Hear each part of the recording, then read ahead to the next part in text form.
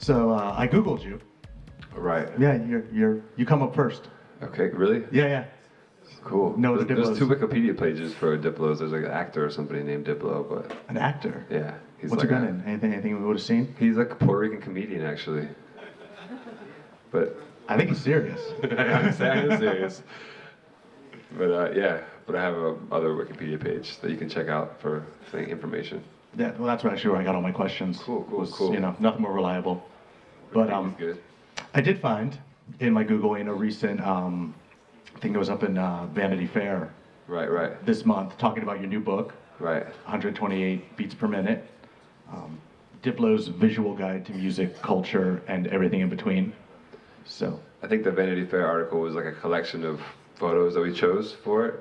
Right. I've done like 4 kind of articles for Vanity Fair for the last year. I kind of just do like kind of cultural, you know, reporting and do some photos, and this was kind of a collective of the stuff that we've done over the last 5 years. So.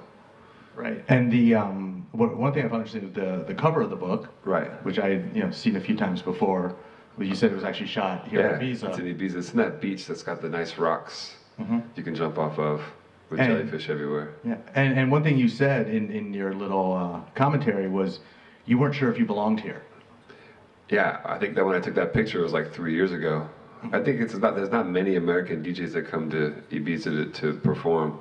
And when I do come, it's mostly English kids, or it's mostly like Andy Mack's party, or it's like an eclectic crowd. You know, when you think of Ibiza, you think of maybe Privilege, or, you know, the Fuck Me Up Famous parties, or like giant, you know, tech house, progressive house parties. And when I play here, I play what you would hear from me and my label, which is pretty eclectic. You know, it goes from house music to hip hop to dubstep to, you know, there's a lot of music that we don't even know what to call it. And I think it's like what people know me for, my label for. So yeah, I don't think at first I don't think I fit here, but every time I come here, the parties are getting a little more open-minded. I think there's a lot of crowd coming from America now, and I think all in all, it's cool just to come here. It's kind of like an epicenter, like what Vegas has become to DJs in America. Ibiza sort of is on an international level, you know.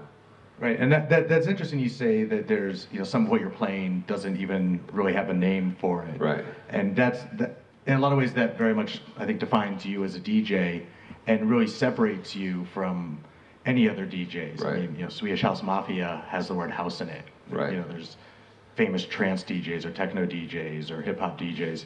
Has that been at any point a challenge? I mean, for sure. I feel like if I ever had become a specific way to market my music or a specific genre, it'd been a lot easier for me to find a fan base and actually find a way to connect with people on social media, for instance, because it's really easy to enter like in the dubstep world or the house world, and kids are familiar with that kind of music. They know what to expect, but when you come to see me or hear my label, or, you know, you don't know what's going to happen, you know.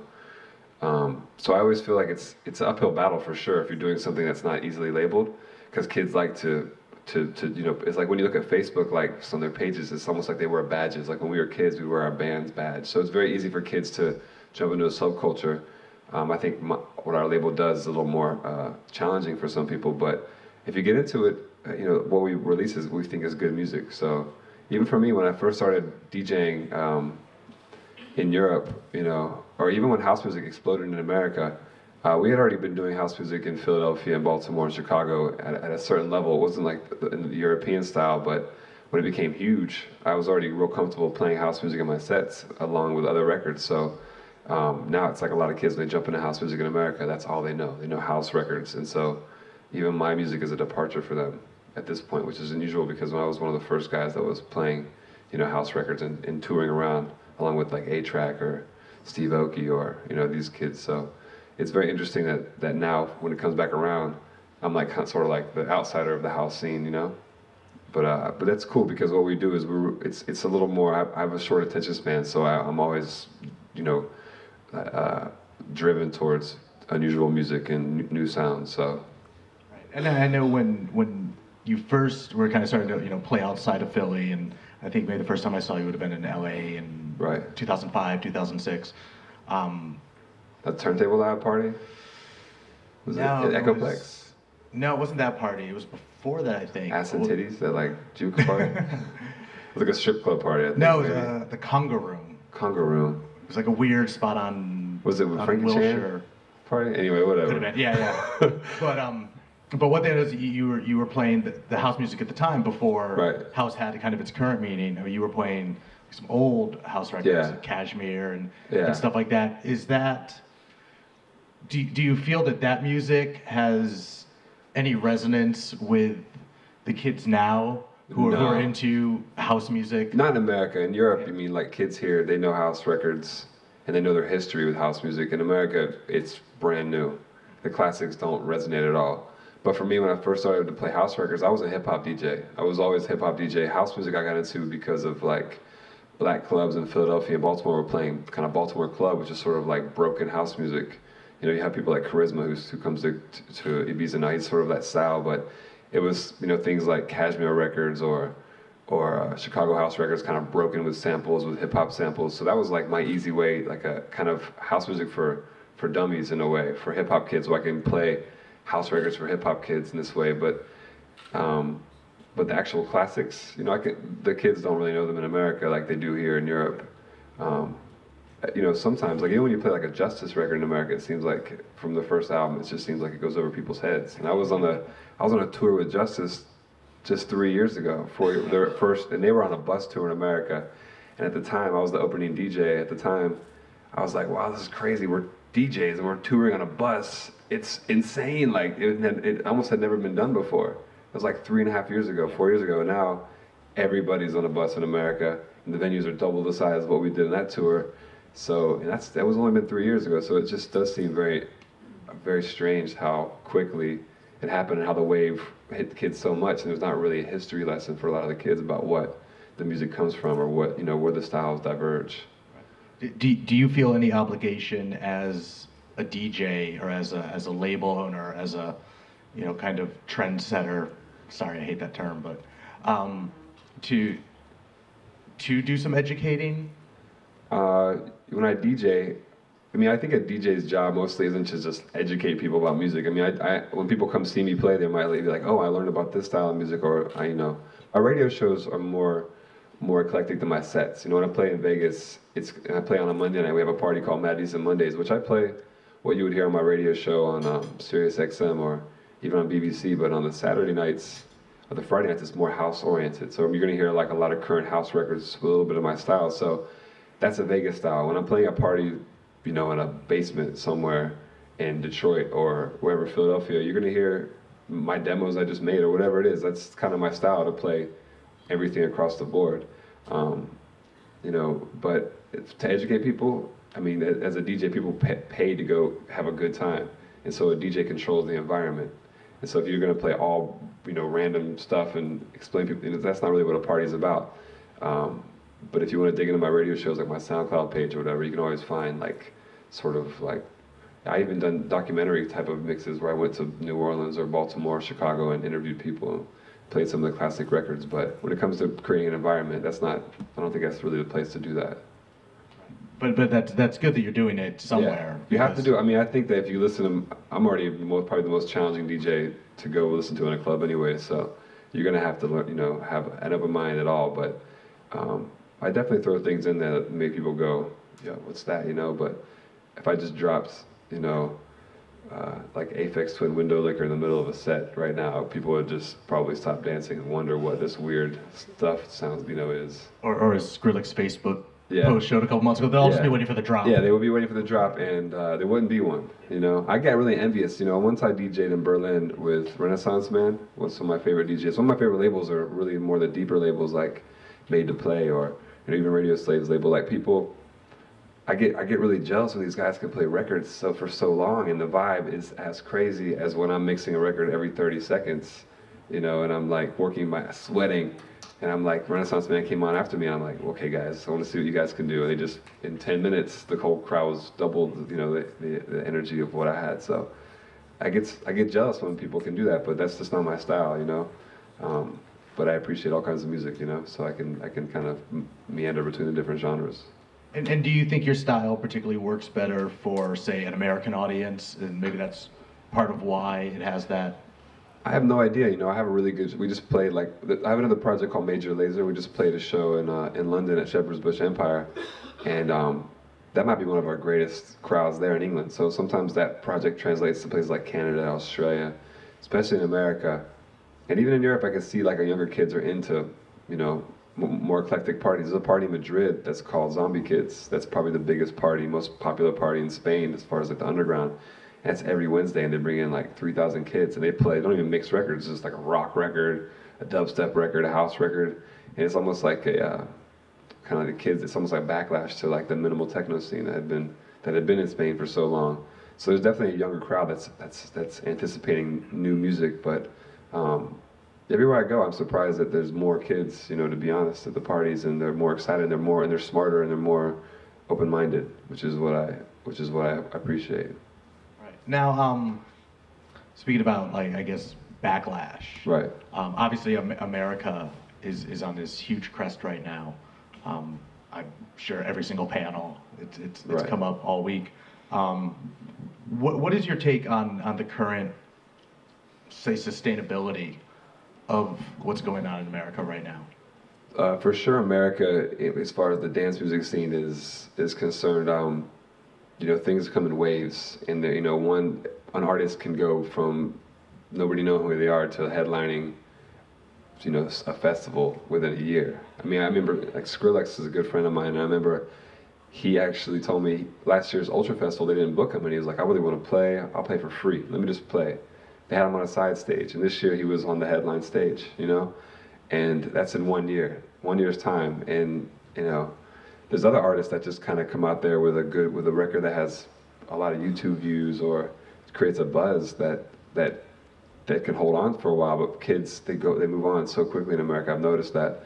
So I you know, luckily, we found a way, our label, just to be always around, because we're always, you know, people expect the unexpected from us. So we're not really locked into one thing. When a DJ has a certain style that they play, I feel sometimes they feel trapped as well. You know, one of our artists, Rusko, I mean, his manager's always telling me, how do you get away with all these records and this kind of stuff? And I'm like, I guess people don't really anticipate what's next. They're not in a comfort zone. So, so I guess we're really lucky in the position that we have with our label and the way we DJ and make music, so the kids can't get too comfortable too easy, you know. But I think America, the sustainability of the dance scene it keeps growing, but it's almost becoming a place where it's so predictable now, you know, that, you know, kids, once they do it once or twice, they're not even listening to the music anymore. It's almost like a drug culture. They're going there and just being with their friends. I mean, a festival like EDC doesn't even list the headliners. It just has like the experience as you on the flyer. It's not really a draw. It's just being there and being with a crowd that kids like right now. And they have money because they're not spending any money on music. They have money to go buy drinks and go see DJs. So now, is that is that necessarily a bad thing? I mean, if you look at kind of the history of a lot of parties, like while yes, the music was essential, and I think a lot of times the music becomes almost more relevant as time goes on, because right. Music is something that's recorded and can be passed on. But you know, some of the, you know, legendary clubs over the years, it used to be, you know, the DJ was off in a corner, nobody could right. see him, and it was about the people, about the party. Right. I'd much prefer to DJ in a booth where nobody could see me, to be honest. Like, you know, there is a level of performance that you have to be a DJ in America, and to be honest, DJs don't do anything to perform. So we're just kind of making up new dance moves. This one works really well. This one's good.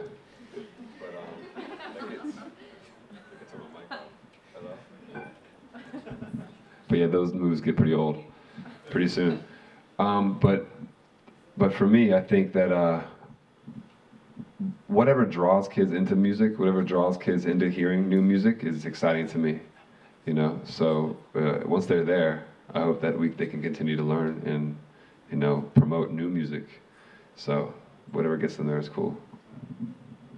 Now as far as getting them there, that's nada.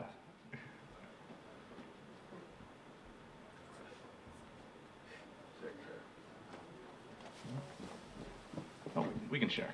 It's not a big deal. Yeah. All right.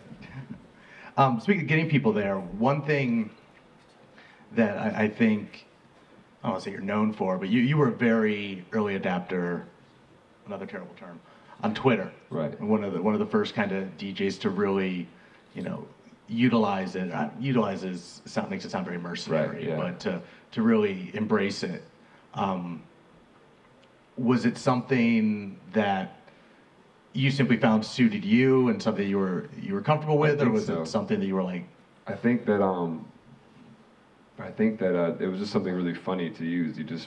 I'm always having great ideas that are only a sentence long, so I use that as a good medium for me. But I think that it really popped off for me when I went to the Grammys, and I was really drunk and just twittering to random stuff.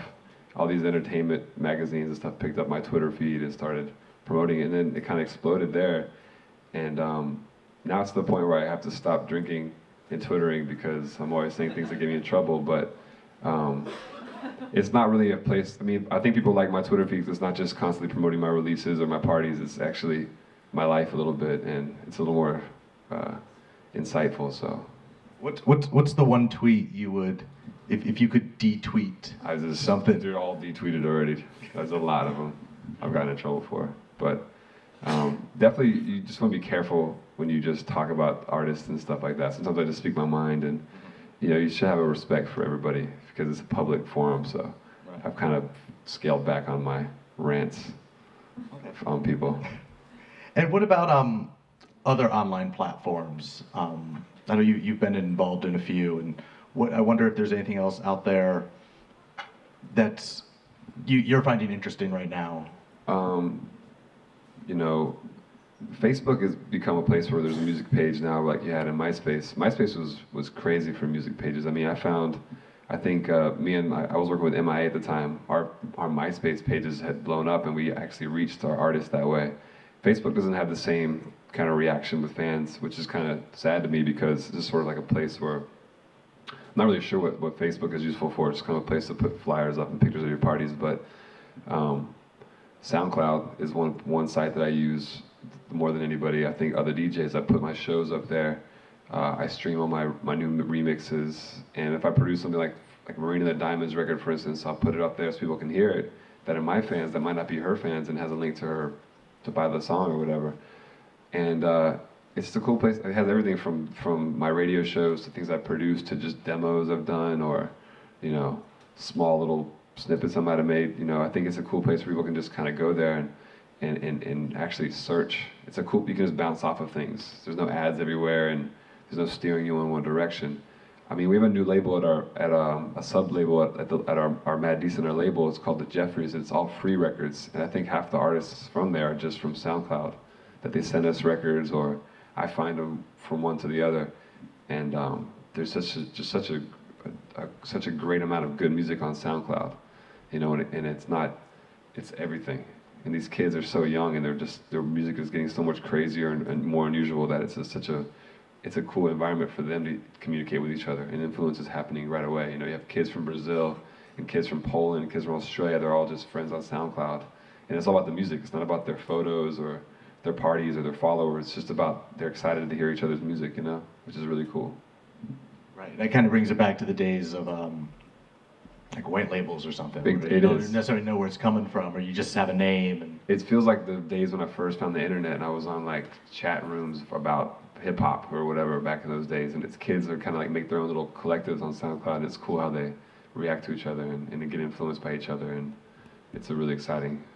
You can see things moving really fast on that website. Right on, and I kind of want to talk a little bit about on the other end of the spectrum. You know, SoundCloud is kind of epitomizes the real, you know, DIY. Right. You know, kids going crazy. You've also done some really high-profile things, some high-profile sponsorship, partnerships, right, so on and so forth. I'm wondering what it is you look for when approached to do something like, say, a BlackBerry commercial or an X body spray tour. The main thing is just to have the freedom to do whatever I want, because I've never had a sponsor request anything from me, like I need you to do this, or I need you to wear this or put this in the ad. Like, you know, when it comes to sponsors, I think when it comes to dance music, sponsors have been really making it easy for artists to do whatever they want. Whether Red Bull's a good one, Scion's a good one. There's never any direction. You know, they just say like, here's money, make something crazy. We're gonna put a tag at the end. And that's really different than, you know, 15 years ago when you had to do an ad for somebody. They might have like branded you, and it's like, you know, you look like a NASCAR driver or something. But mainly that. I mean, for me, it's like the way for our label to survive and to make our videos or to have money to do our shows. We rely heavily on sponsors because we don't make any money selling records. So, you know, I'm one of the only DJs on my label that's constantly touring and traveling. And it's important for our records and our artists to be heard. So, especially videos. Videos are really great to do, but, you know, our ideas are usually bigger than our budgets. So it's good to always bring somebody in to help you to make something you want that would mean something for the music. What's an idea that you haven't been able to do yet? Like, take a giant hot air balloon from Jamaica to Ibiza.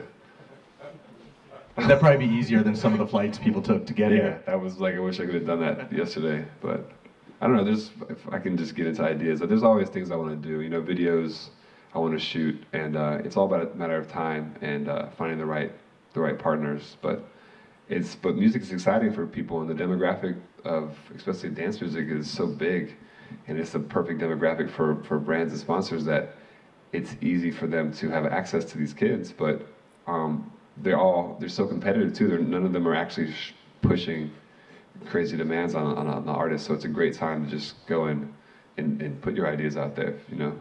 I made a film, you know, 5 years ago called Favela on Blast about my time in Brazil, and I paid for that whole film just by DJing and going back to Brazil and using the money, just bringing cash in and paying for the camera rentals and whatever, and that was like the worst idea ever. If I just had someone like, hey, I want to make a movie, if you guys put a tag at the end, you know, Red Bull or whoever it might have been, I could have made a film 3 times great, and I wouldn't have wasted, you know, $100,000 of my own money to do that. But that wasn't really an option 5, 6 years ago.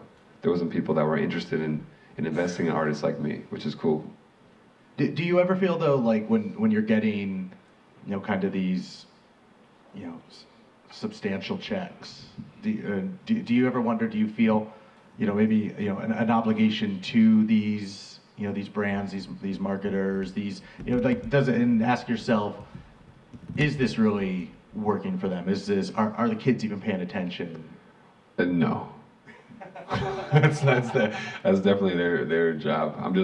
I just want to keep doing what I do. You know, for me, I hope that they're strategic enough to do that. You know, I mean, advertising's been around for, I don't know, forever. That I remember that's been attached with music. So I think they have a pretty good system, I hope, to be able to create awareness for their brands. But yeah, I don't really care if they have success or not. I just hope that they keep the wallets open.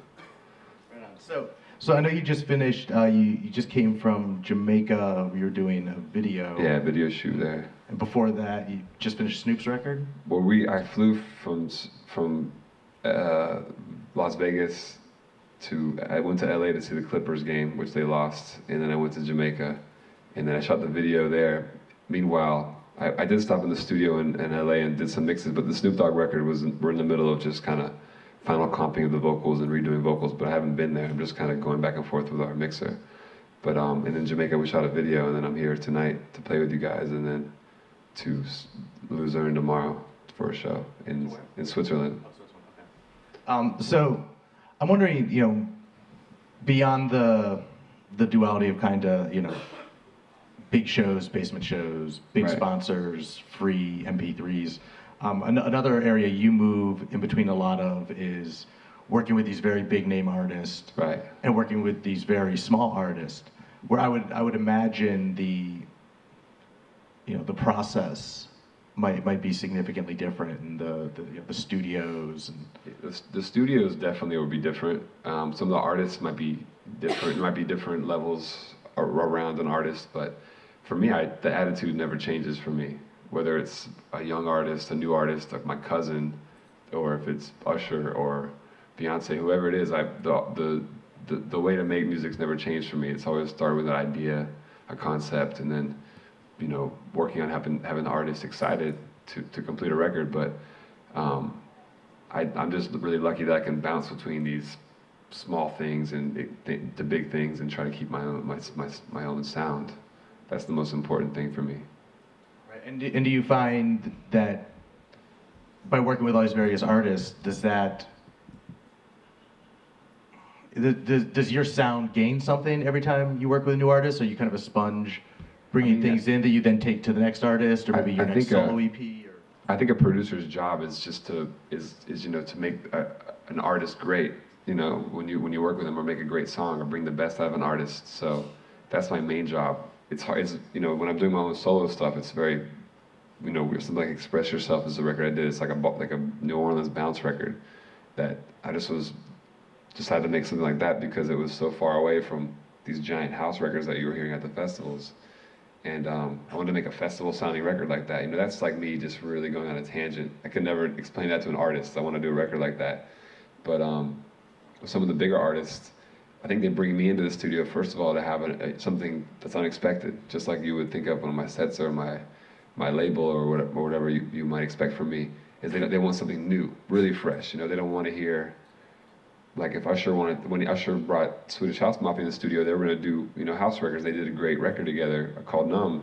And when they brought me in the studio, I think he wanted just something crazy, you know, something unique that I could do.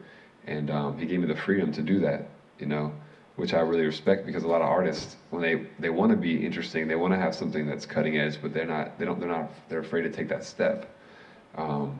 And that's what I think lacks a lot of times. If someone I'm in the studio with is not willing to, you know, trust me, then that's not a very good collaboration, in my opinion.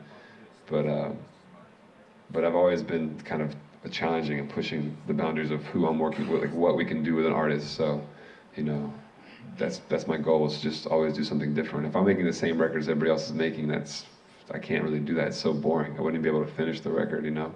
For me, it's about doing something new and fresh all the time, whoever the artist is. Do you ever find yourself maybe feeling, because what you do, you might come with something fresh, and then it becomes popular, so then everyone else bites it. So now it's your job to go find something else to do, even if you weren't necessarily done with exploring that.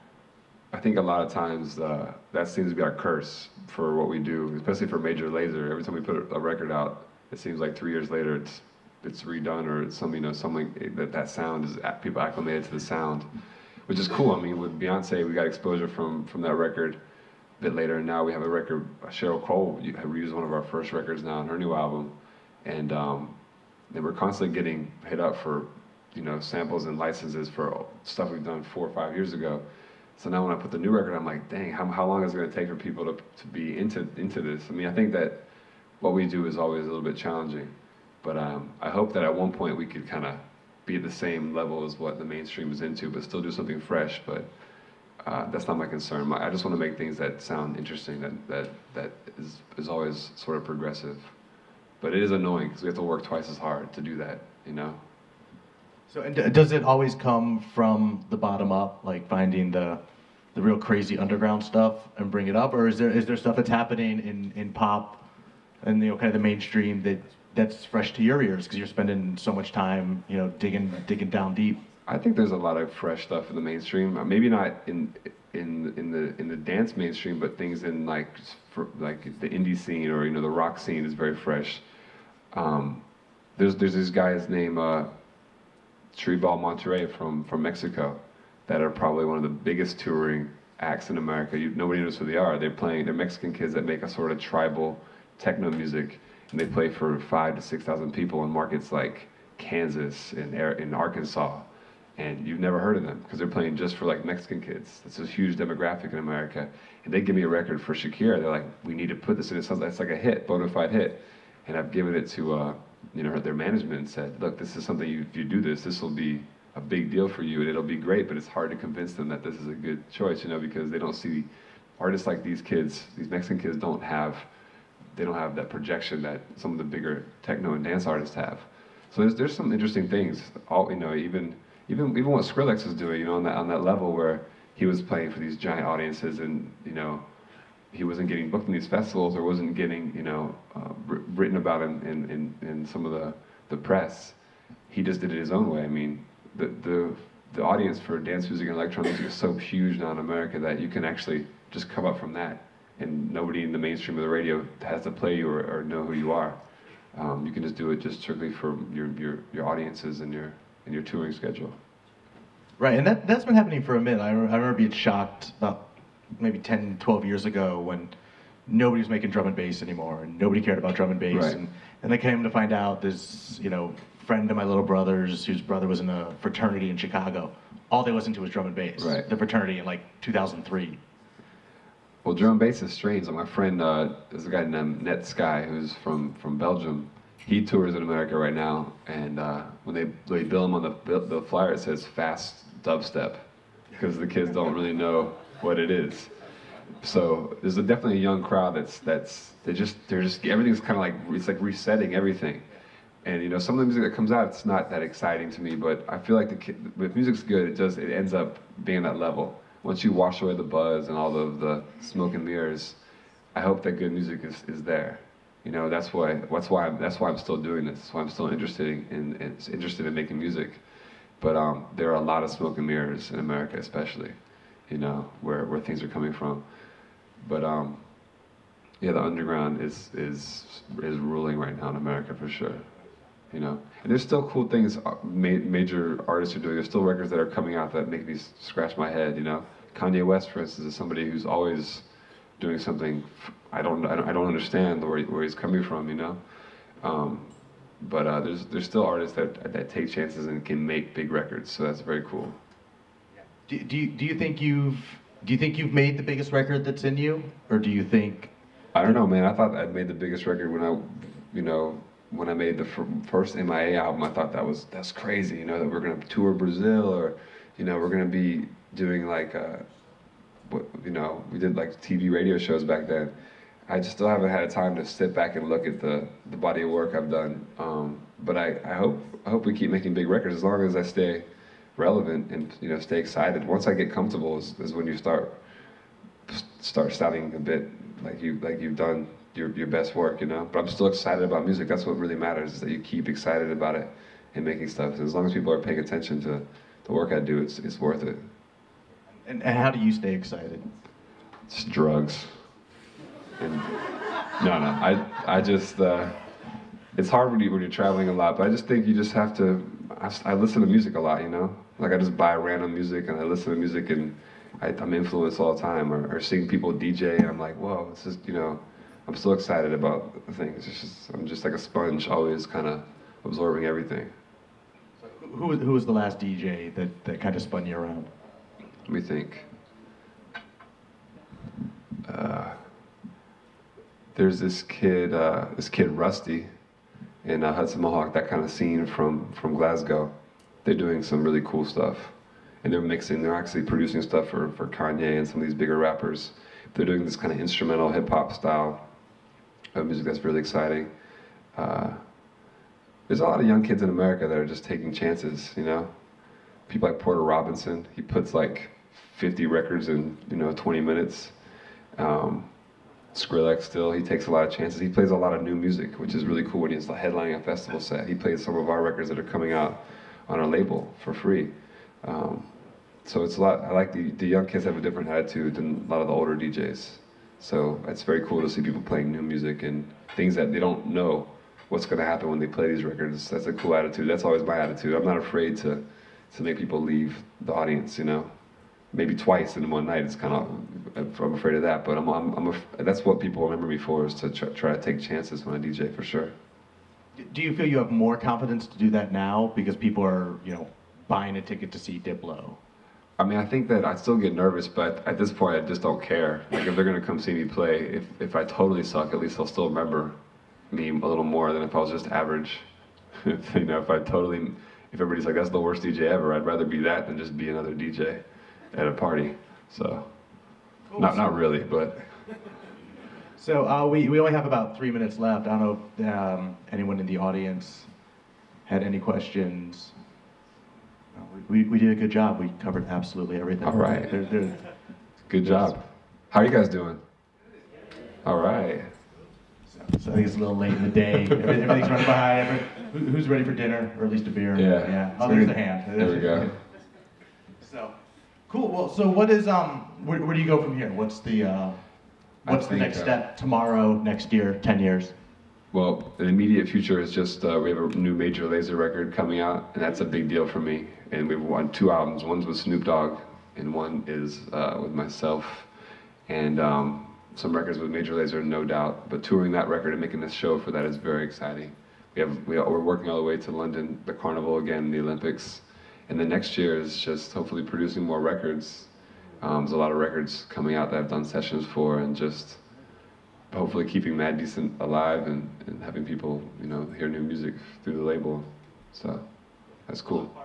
Oh yeah, we have block parties through the summertime. I was actually going to ask about that. I haven't seen the announcement for this year yet. One thing I want to say, like my label, like I said, we don't make music that's so easily charting on Beatport or whatever, but we have a really cool fan base, and the 2 things that our label is doing that's really interesting this year is giving away pretty much all of our music, and as well as selling it after it, which we gave away like Express Yourself, and still like was in the top electronic charts after we gave it away for 2 months. So that's proven it's like a different business model. So we're giving away most of our music, and then on the second side we're touring our block parties, which is instead of having big headliners, we're having younger DJs, rappers, and some bands playing, and we're doing Toronto, New York, Philadelphia, Los Angeles, and Chicago. And then this is this summer's, and hopefully next summer we do 20 dates. So it's kind of like what you have these giant festivals in America. We're trying to do our own version, which is a very small, condensed one, just 10,000 people, and new music. So we'll see. That's sort of our business model for the next couple of years. And I guess one other real quick on the business question. I know you guys have also been doing the Mad Decent subscription service. Right. How is that? I mean, you've been doing that for how long now? I think we're the first that just started. Do you know the name of the aggregator that does that, Kevin? Drip. So Drip FM, I think is Drip. The Drip is, there's just about 10 labels that are doing it. I think us, Stone's Throw, and we've had a lot of success. I think it works really well. We give away our music, and if you are subscribing to our label, you're going to get all the music for free as waves, and then you're going to be able to get a T-shirt or something every month, you know, and special access to our shows. I think it's really cool to have that. We know the income we're going to get every month, so we can. It's kind of like an easy way to run our label when it's in such a state where you don't know where your next check's going to come from, you know. So I think that's kind of like the future for us, is to have diehard fans that want to be involved and pay the subscription service to shows and just give away music, because it's not worth competing and trying to sell and market our music for a few sales that are just keep dwindling and dwindling, and just brand sponsorship and having partnerships that work. All right, well, cool. Thank you very much. Thanks, man.